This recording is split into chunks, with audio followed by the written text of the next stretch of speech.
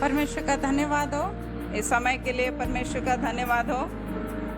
सभी को जय मसीह की। प्रभु महिमा पाए, गौरव पाए। वो युग युगों तक महिमा, सामर्थ, बल पाने के योग्य परमेश्वर हैं। वो ऊंचाई में अपना सिंहासन के ऊपर विराजमान परमेश्वर, ये एकमात्र योग्य परमेश्वर हैं।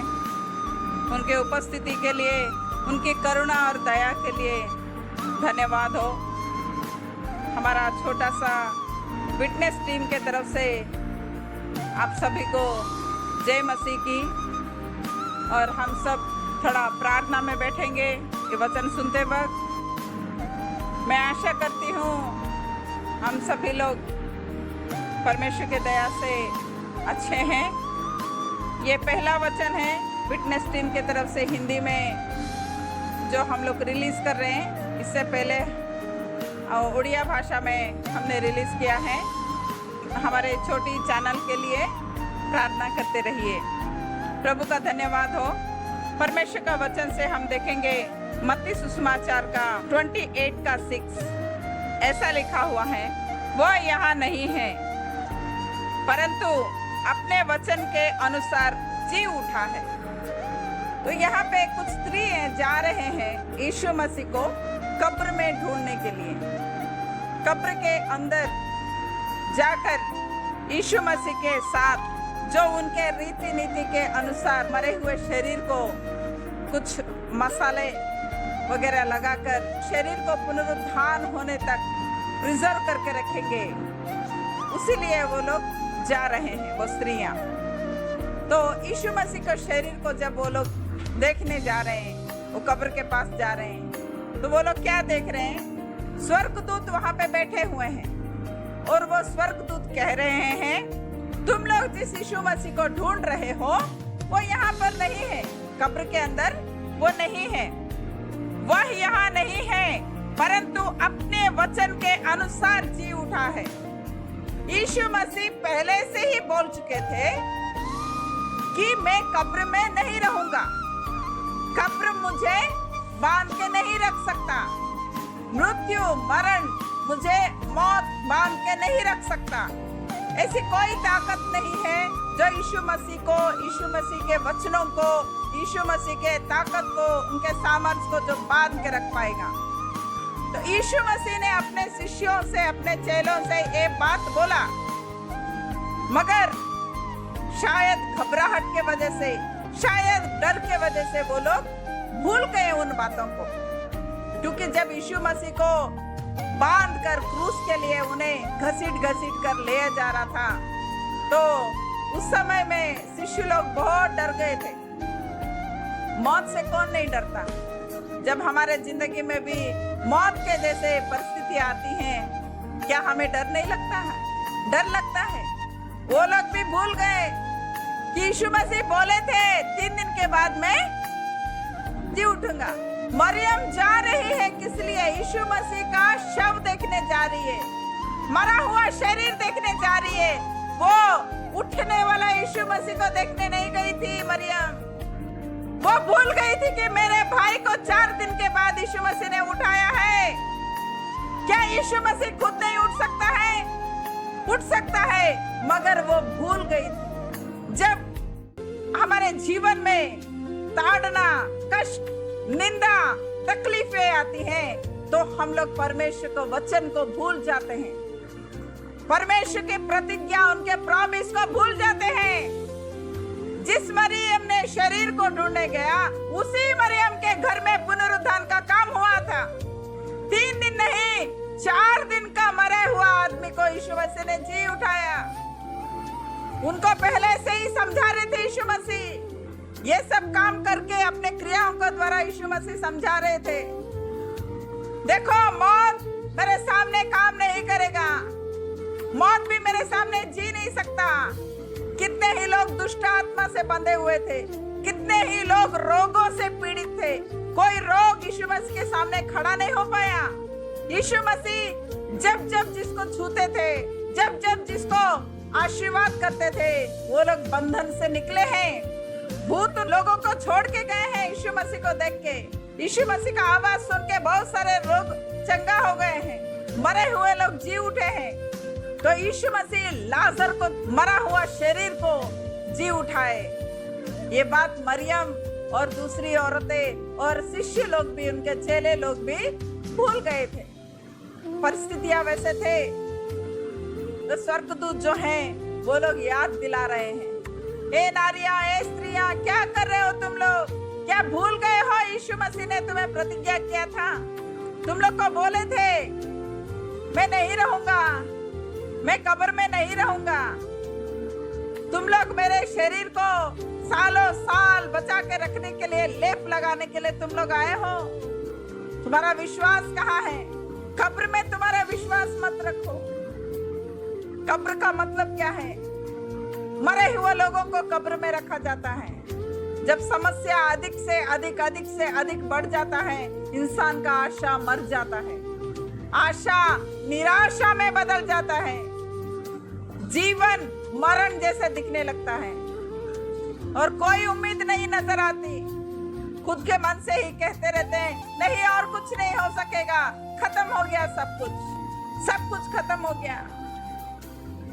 आज परमेश्वर सभी लोगों से बात कर रहे हैं। हम लोग एजकेल के पुस्तक में यदि देखेंगे 37 का 12 में लिखा है, मैं तुम्हारी कब्रें खोलकर तुमको उनसे निकालूंगा।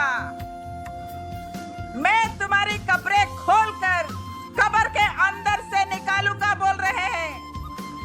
कब्र के बाहर वालों से नहीं बोल रहे हैं। जो लोग जीवित हैं उन लोगों से बात नहीं कर रहे हैं परमेश्वर। जीवित लोगों के अंदर जीवन होता है, उनको जीवन की जरूरत नहीं होती। जीवन किसको जरूरत होता है? जो लोग मरण को देख रहे हैं, जो लोग मृत्यु का सामना कर रहे हैं, उन लोग को जीवन की जरूरत होता है। हम लोग प्रेरितों का पुस्तक 2 का 24 में देख सकते हैं, परंतु उसी को परमेश्वर ने मृत्यु के बंधनों से छुड़ा कर जिलाया। यहाँ यीशु मसीह के मृत्यु के बारे में ये वचन लिखा हुआ है, मगर इंग्लिश वर्जन में हम लोग देखेंगे, केजेवी वर्जन। जब हम बाइबल पढ़ते हैं तो बहुत सारे भाषाओं में अनुवाद, ट्रांसलेशन थोड़ा सा इधर उधर हुआ है, इसलिए केजेवी उस वर्जन में हम लोग पढ़ेंगे तो वहां पे पेन्स ऑफ डेथ बोल के लिखा हुआ है, दर्द, मृत्यु का दर्द, या फिर बोल सकते हैं पीड़ा। मरने से पहले एक पीड़ा होता है, मौत से पहले एक दर्द होता है, उसके बाद मौत आता है। परमेश्वर बोल रहे हैं मृत्यु के बंधनों से छुड़ा कर जिलाया, मतलब पहले परमेश्वर ने ये मौत का दर्द से उन्हें छुटकारा दिया, उसके बाद मृत्यु से छुटकारा दिया। यीशु मसीह जब कब्र में हमारे लिए अपना जान देकर, तो वहां पे 2 जगह में छुटकारा हुआ। मृत्यु का दर्द, मृत्यु का पीड़ा, मृत्यु का जो तकलीफ है वो तकलीफ से, और मृत्यु से भी। जितना मृत्यु भयंकर है उसका पीड़ा भी उसी तरह बहुत भयंकर है। ये बहुत सारे वचन सुनने वाले अभी महसूस कर रहे हैं, जिनके जिंदगी में ना मर सकते हैं ना जी सकते हैं, ऐसा परिस्थिति एक होता है। कहाँ जाए, क्या करें, थोड़ी देर के लिए शांति कहाँ पाएंगे। यीशु मसीह को पाने वाला के जिंदगी में भी ऐसा परिस्थिति है, परमेश्वर का सेवा करने वाले लोगों में भी ऐसा परिस्थिति है। घरों में, व्यक्तिगत जीवन में, या फिर मिनिस्ट्री में, या फिर पढ़ाई में, कहीं पर भी हम ये देख सकते हैं, महसूस करते हैं, मरण का एक ताकत है, वो अपना ताकत का इस्तेमाल करता है। चोर जब आता है वो हल्के से नहीं आता, वो पूरी ताकत के साथ, तैयारी के साथ आता है। चोर जब घर में घुसता है, कैसे घुसता है?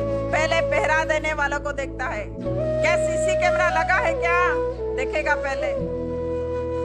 कोई गार्ड जगह है क्या, देखेगा। कोई कुत्ता जगह है क्या, जिसके घर में सीसी कैमरा लगा हो, जिसके घर में कुत्ता हो, जिसके घर में वॉचमैन हो, क्या वहां कोई चोर घुसने का हिम्मत करेगा? अगर उसे घुसना है तो पहले सीसी कैमरा को तोड़ना पड़ेगा, नहीं तो कुत्ते को मारना पड़ेगा। उस सिक्योरिटी गार्ड को वहां से हटाना पड़ेगा, तभी वो घुस पाएगा। तो चोर घुसता है तो पूरा प्लानिंग करके घुसता है, सोच समझ कर घुसता है वो। तो चोर साधारण नहीं है, बहुत चालाक है, बहुत ताकतवर है।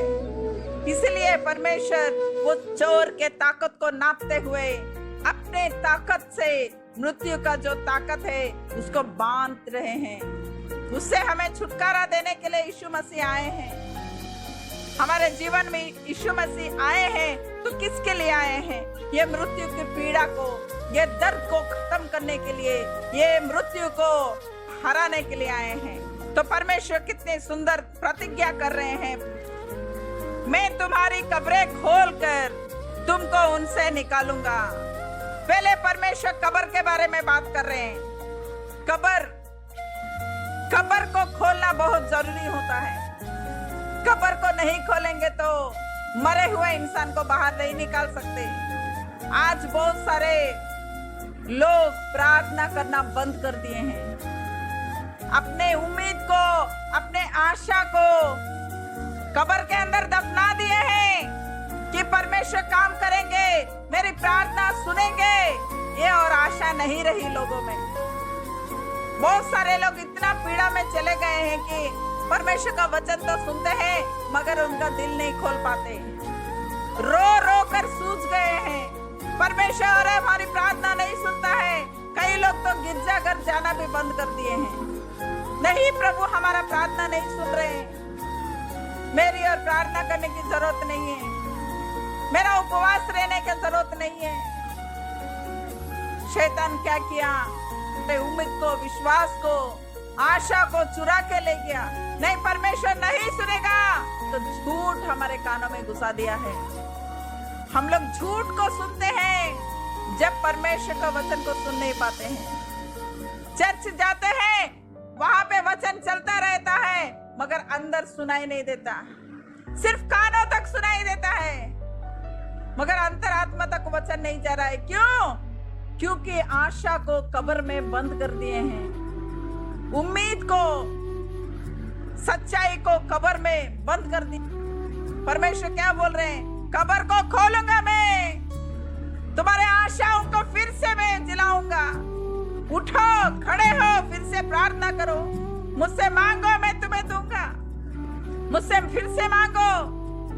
आदि पुस्तक पहला चैप्टर में 2 वर्ष में देख सकते हैं हम लोग, परमेश्वर का आत्मा जल के ऊपर मंडराता था। पृथ्वी को परमेश्वर ने बहुत सुंदर से बनाया था, बहुत ही सुंदर से। स्वर्ग जिस तरह सुंदर, उसी तरह परमेश्वर बहुत सुंदर से बनाए। मगर किसी कारण के वजह से पृथ्वी कैसे बन गया? पृथ्वी बेडौल और सुनसान पड़ी थी। वो सुंदर पृथ्वी जिसने परमेश्वर ने शुरुआत में बनाया था और सुंदर नहीं रहा, वो किस तरह से हो गया? बेडौल और सुनसान। जिस एक सुंदर पृथ्वी को परमेश्वर ने सुंदरता से सजा के बनाया, वो अचानक से कैसे हो गया? शेपलेस। इंग्लिश में लिखा है शेपलेस। जैसे एक छोटा बच्चे को हम आटा गूंदने के लिए दे देंगे तो वो कैसे गूंदेगा? कहीं पे सूखा रहेगा, कहीं पे पानी ज्यादा हो गया होगा। पृथ्वी का हालत वैसे हो गया, बेढोल, कोई शेप नहीं है उसमें, कोई आकार, सुंदरता कुछ भी नहीं है। और कैसे था वो? सुनसान पड़ा था, सुनसान पड़ा था, कोई भी नहीं था, कोई आशा नहीं, कोई उम्मीद नहीं। हम लोग उस वचन में और पढ़ सकते हैं, अंधियारा था, गहरे जल के ऊपर अंधियारा था, वहां अंधेरा के अलावा और कुछ नहीं था। मगर उस जगह को परमेश्वर ने नहीं छोड़ा। हमारे जीवन में जब ऐसे परिस्थितियां होती हैं, बेढोल परिस्थितियां, हमें खुद समझ में नहीं आएगा, दूसरों को समझ में नहीं आएगा। इन लोग का जीवन शेपलेस हो गया है, इनके जीवन में कोई शेप नहीं है, कोई आकार नहीं है, कोई डिसिप्लिन नहीं है। ये लोग कब उठते हैं, कब झगड़ा करते हैं, कब अशांत होते हैं, कब खाते हैं, मालूम नहीं पड़ रहा है। कुछ लोग के जीवन में ऐसा डिप्रेशन में चले जाते हैं कि कंघी करना भूल जाते हैं। खाना तो दूर की बात है, उस वक्त बेढोल रहते हैं वो लोग, शेपलेस रहते हैं। मेरे प्रिय परमेश्वर के संतान, जब हमें ऐसे परिस्थितियों में गुजरने से, जो तकलीफों में जो जीवन हम बिताते हैं, उस समय में कोई इंसान नहीं खड़ा रहेगा। बेढोल के पास, एक शेपलेस के पास कौन खड़ा रहेगा? आत्मिक लोग भी आपको उल्टा समझेंगे। आत्मिक लोग भी आपकी परिस्थिति को समझ नहीं पाएंगे, क्योंकि आप बेढोल पृथ्वी की जैसे हो। आप समझ में नहीं आओगे। आप क्यों रो रहे हो? आप क्यों पीड़ा में हो? आप क्या बोलना चाहते हो? आपका दर्द बाहर निकाल के किस तरह से बोलोगे? आप छटपटाते हो, रोते हो, दौड़ते हो, इधर दौड़ते हो, उधर। कोई समझ नहीं पाता। लोग समझते हैं ये बेढोल है, ये पागल है।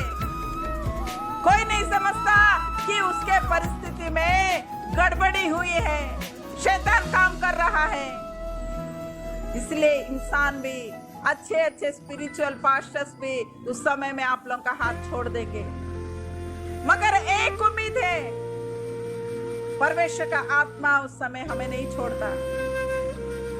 वचन में लिखा हुआ है, ये प्रमाण है। परमेश्वर का आत्मा गहरे अंधकार के जल के ऊपर मंडरा रहा था। परमेश्वर का आत्मा जल के ऊपर मंडरा रहा था। जो पृथ्वी बेढोल है, जो सुनसान है, जो अकेला पड़ा हुआ है, परिस्थितियों से मारा, निराशा में, दुख में, अशांति में पड़ा हुआ है, परमेश्वर का आत्मा उसे नहीं छोड़ रहा है। परमेश्वर का आत्मा उन लोगों के ऊपर मंडरा रहा है। ये वचन में कितने साल परमेश्वर का आत्मा मंडराया हम नहीं देख पा रहे हैं। यहाँ पे लिखावट नहीं है, एक दिन मंडराए कि 2 दिन मंडराए कि 5 साल मंडराए, 10 साल मंडराए, हम नहीं जानते। मगर परमेश्वर का आत्मा उस अंधेरे में उस पृथ्वी को अकेला नहीं छोड़ा, वो मंडरा रहा था। आज हमारे जीवन में भी उसी तरह का अगर परिस्थिति है, अंधेरा, निराशा, कोई रास्ता नहीं दिख रहा है, एक उम्मीद है हमारे पास, परमेश्वर का आत्मा हमारे साथ है। हमारे दुखों में कोई रहे या ना रहे, परमेश्वर का आत्मा हमारे साथ है।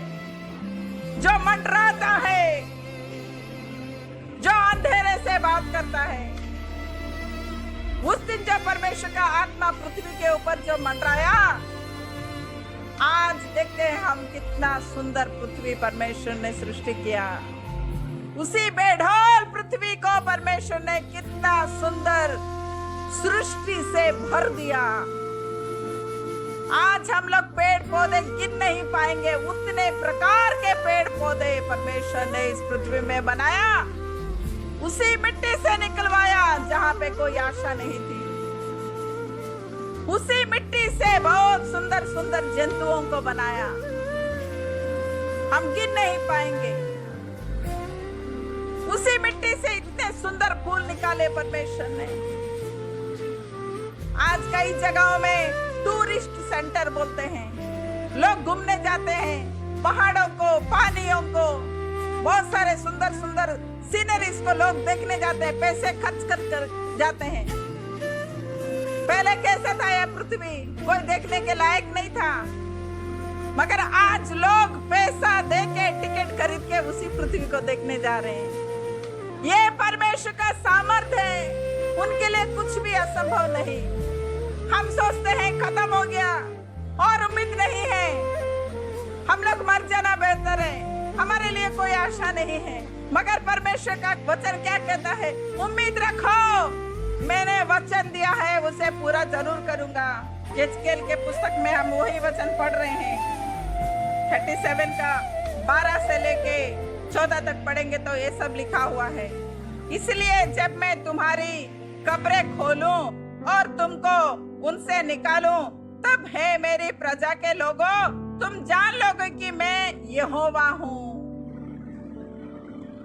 तुम लोग उस दिन जानोगे, उस दिन जानोगे कि मैं ही यहोवा हूँ, मैं ही वही परमेश्वर हूँ जो तुम्हारे तकलीफों में तुम्हारे साथ था और तुम्हारे सारे अब शाप को मैंने आशीर्वाद में बदल दिया। मैं कर सकता हूं क्योंकि मेरा नाम यहोवा है। मेरे लिए कुछ भी असंभव नहीं है। परमेश्वर आज हम लोगों से बात कर रहे हैं। मैं यकीन मानती हूँ ये वचन सुनते वक्त बहुत सारे लोग घुटने में आ रहे हैं, बहुत सारे लोग रो रहे हैं। उनमें एक उम्मीद, एक आशा परमेश्वर के आत्मा जगा रही है। परमेश्वर हमसे आज बात कर रहा है। इस वचन को हम अगर स्वीकार करेंगे तो परमेश्वर की उस महिमा को देखेंगे। जिस तरह बेढोल पृथ्वी को सुंदर पृथ्वी में बदल दिया, उसी तरह हमारे जीवन को भी परमेश्वर बदल देंगे। आमीन। तो परमेश्वर मृत्यु से बात कर रहे हैं, कब्र से बात कर रहे हैं। परमेश्वर बोल रहे हैं मैं तुम्हारा कब्र खोलूंगा। हमारा चैप्टर फिर से खोलेंगे, जो चैप्टर हम निराशा में बंद कर दिए हैं। कई बार होता है कुछ प्रार्थनाएं सुनी नहीं गई हो या फिर उनका उत्तर नहीं मिला हो। ऐसा नहीं है कि प्रार्थना सुनी नहीं जाती, सुनी जाती है। परमेश्वर सुनते हैं, मगर किसी कारण के वजह से आंसर पेंडिंग रहता है। परमेश्वर चुप रहते हैं कई बार। तो हम लोग भी क्या करते हैं, वो चैप्टर को क्लोज कर देते हैं। उस बात को बात करने से हम इनकार करते हैं। हम लोग सोचते हैं नहीं, परमेश्वर इस फील्ड में काम नहीं करेंगे, इस जगह में काम नहीं करेंगे। शायद उनका मूड चेंज हो गया, उनका मन बदल गया है। शायद वो मेरे पाप को देख रहे हैं, शायद मुझसे कुछ गलती हो गया है। मेरे पियो, परमेश्वर का मन इतना छोटा नहीं है। उनके सामने ऐसा कोई पाप नहीं जिसे वो क्षमा नहीं कर सके। मगर वो हमारे इंतजार में रहते हैं, हमारे विश्वास के इंतजार में रहते हैं। वो कब हम उनकी तरफ मोड़े, और प्रभु इस जगह में भी आप जरूर काम करोगे, ये विश्वास के लिए वो जगह रहते हैं। तो परमेश्वर बोल रहे मैं तुम्हारी कब्र खोलूंगा। तुमने जिस चैप्टर को बंद किया मैं उसे फिर से खोलूंगा। जिस समस्या को तुम निराशा में बंद कर दिए हो मैं उसे फिर से खोलूंगा। और क्या करूंगा, कब्र से तुम्हें जी उठाऊंगा।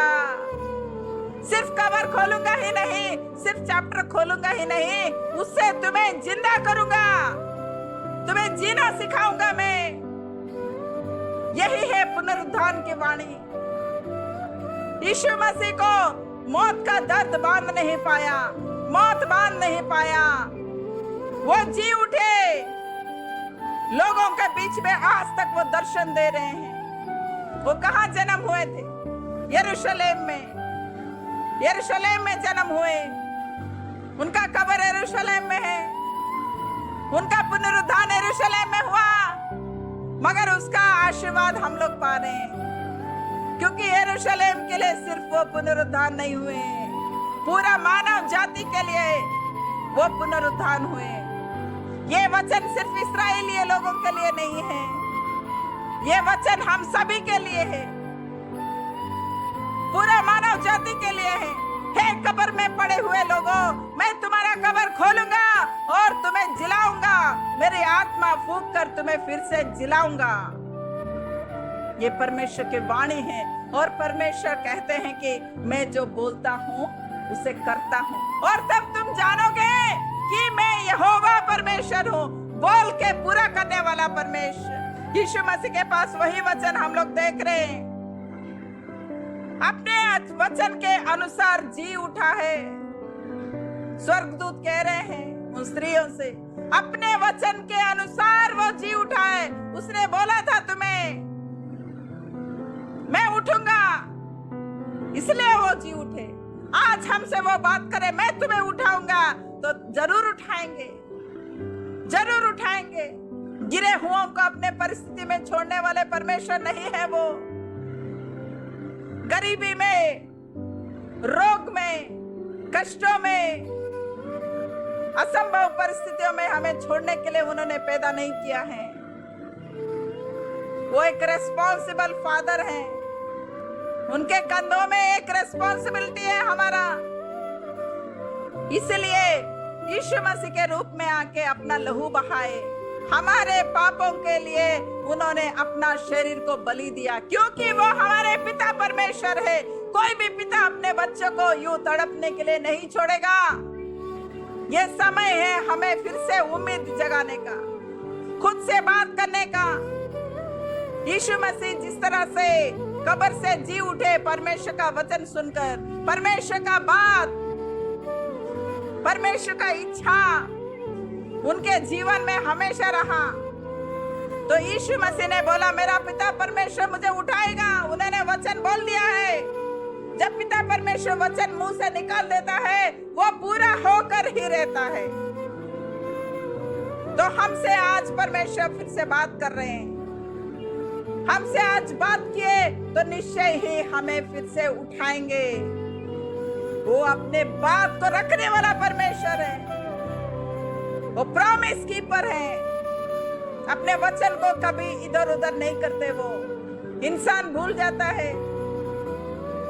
वेदी में एक दूसरे का हाथ पकड़ के इंसान कहीं वचने देता है, मैं जिंदगी भर तुम्हारे साथ रहूंगा।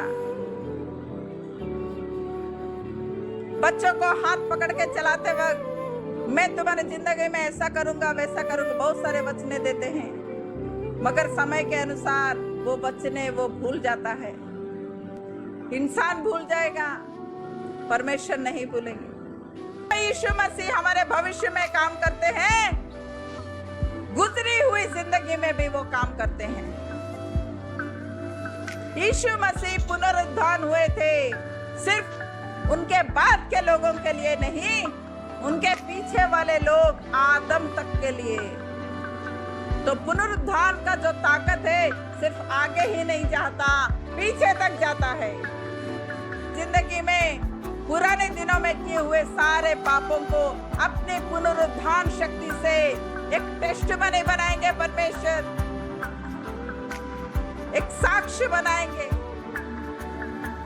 एक गवाह बनाएंगे परमेश्वर। देखिए, कोई अगर अन्य लोग होंगे तो उनको क्या बोलते हैं, इनका जीवन हम जानते हैं, ये कैसे जीवन बिताया था, आज ऐसा है, उसका जीवन हम जानते हैं, वो इंसान कैसा है हम पहचानते हैं, बोलते हैं।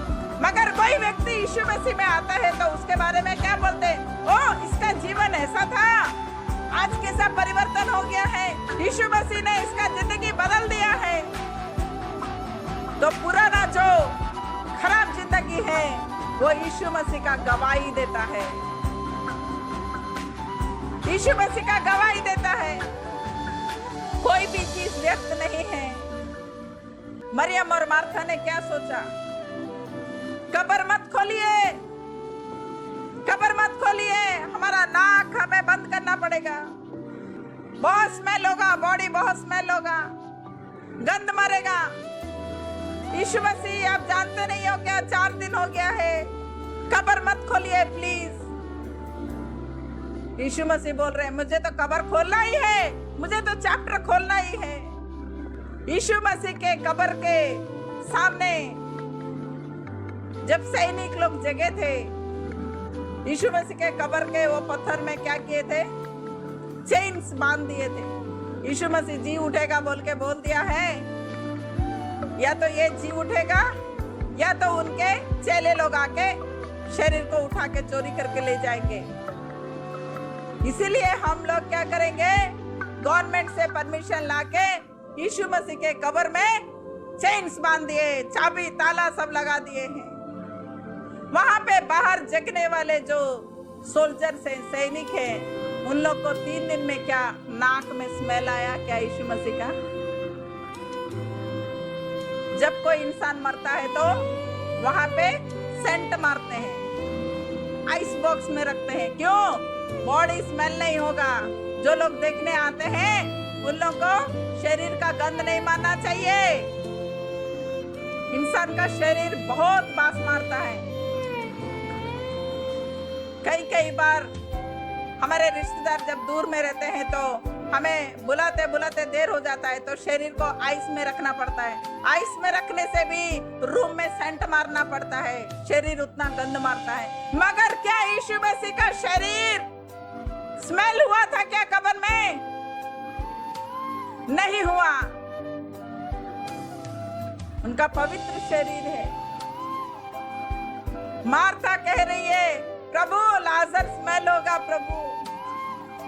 मसीह जानते हैं उसका शरीर के गंध को मैं सुगंध में बदल दूंगा। मैं सामर्थी परमेश्वर हूँ। आपके जीवन में कोई बास मारने वाला परिस्थिति है, उसको सुगंध में मैं बदल दूंगा। आपका टेस्टिमनी खराब हो चुका है, मैं उसका टेस्टिमनी खड़ा करूंगा। मैं फिर से उसे खड़ा करूंगा, क्योंकि मैं सामर्थी परमेश्वर हूँ। चाहे तुम लोग दुर्बल हो, मगर मैं सामर्थी हूँ। ये यहोवा की वाणी है, ये वो यहोवा का वचन है, यहोवा का प्रॉमिस है। इसलिए परमेश्वर आज हम सभी से बात कर रहे हैं, हम लोगों से फिर से बात कर रहे हैं। बास मारने वाला परिस्थिति, कब्र में गंध मारने वाला परिस्थिति, यीशु मसीह उस परिस्थिति को बदलने के लिए आए हैं।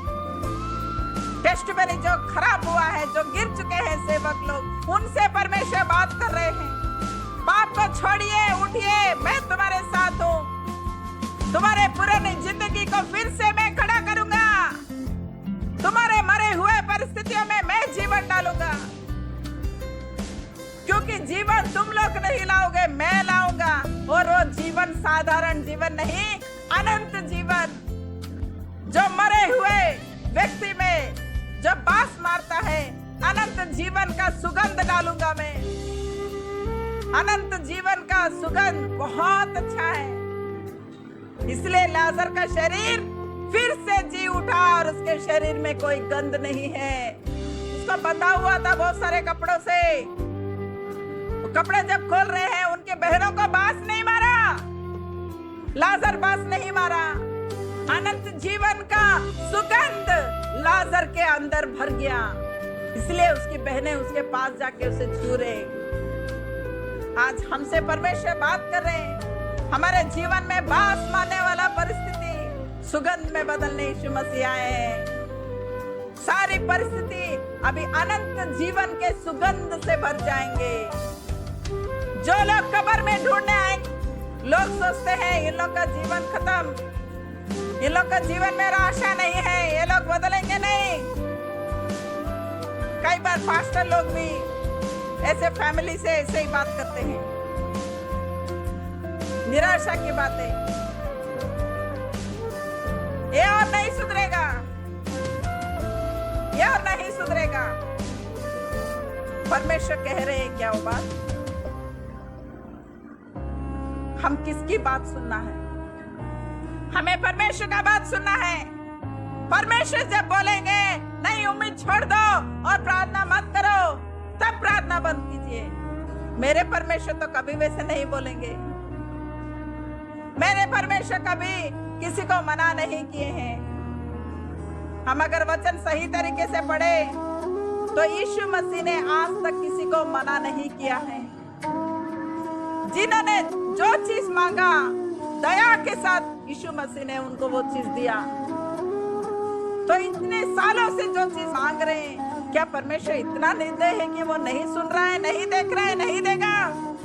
क्या उनके पास कुछ कमी है क्या? वो जरूर देगा। किसी इंसान के बातों पे भरोसा मत रखिए, शैतान के बातों पे भरोसा मत कीजिए। परमेश्वर को देखिए। परमेश्वर आज क्या बोल रहा है आपको? आप ये वचन सुनते वक्त जब घुटना में आएंगे, प्रार्थना करेंगे, परमेश्वर आपसे क्या बोल रहे हैं? वो आपकी ओर अपनी हाथ बढ़ा रहे। कब्र से उठाओ, मैं तुम्हारा कब्र खोलकर नया चैप्टर मैं तुम्हारे जीवन में शुरू करने जा रहा हूँ। अनंत जीवन का नया चैप्टर मैं खोलने जा रहा हूँ। क्या हम अपना जीवन समर्पण करेंगे क्या?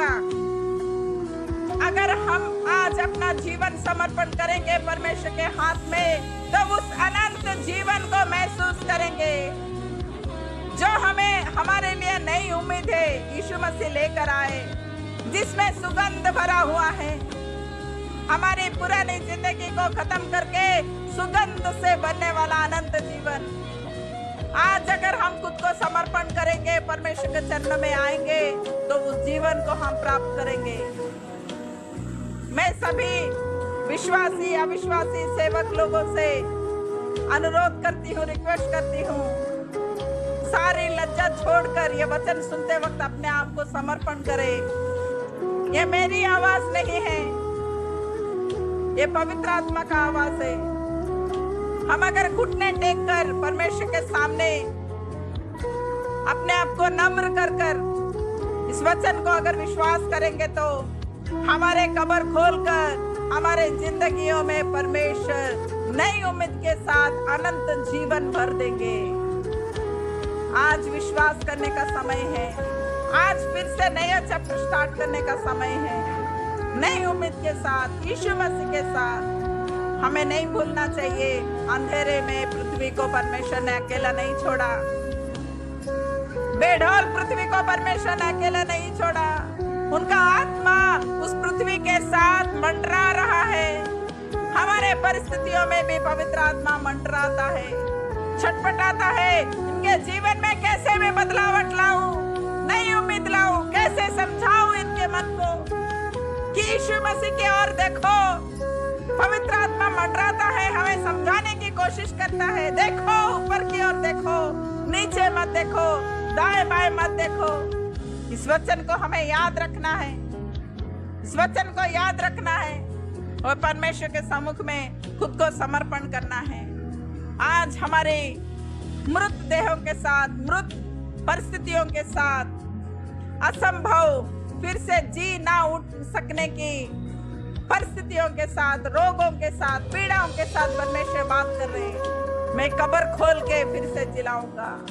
मैं आशा करती हूँ परमेश्वर इस वचन के द्वारा हम सभी को आशीष किए हैं। निश्चय ही बहुत सारे लोगों के जीवन में बदलाव मैं देखूंगी, मैं आत्मा में देखूंगी और परमेश्वर का धन्यवाद करूंगी। इस वचन को सुनने वाला प्रत्येक व्यक्ति यीशु के नाम से कब्र से जी उठे, अनंत जीवन अभी से ही वो अनुभव करे। यीशु के नाम से मैं प्रार्थना करती हूँ, सभी के ऊपर पवित्र आत्मा मंडरा कर उनके जीवन में बात करे। यीशु के नाम से प्रभु के दया को मैं मांगती हूँ। प्रभु आपका उद्देश्य पूरा हो यीशु के नाम से। सुनने वाला हर एक इंसान के अंदर अनंत जीवन का शक्ति काम करे, पुनरुत्थान शक्ति काम करे यीशु के नाम से। प्रभु, जो अधिकार मुझे आपने दिया है, मैं खुद को नम्र करते हुए उस अधिकार को मैं अनाउंस करती हूँ, डिक्लेयर करती हूँ।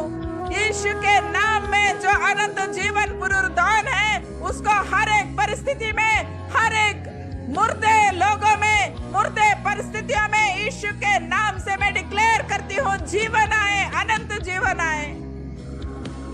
हर एक सुनने वाले कान से मैं बात करती हूँ, हर एक मन से बात करती हूँ, हर एक जीवन से बात करती हूँ, हर एक परिस्थिति से बात करती हूँ, हर एक सिचुएशन यीशु मसीह के नाम से अनंत जीवन से आशीर्वाद पाए। आज से जीवन बदल जाए यीशु के नाम से। प्रभु हम सभी को आशीष करे। प्रभु ही युग युगों तक महिमा पाए। यीशु मसीह की जय हो। आमीन।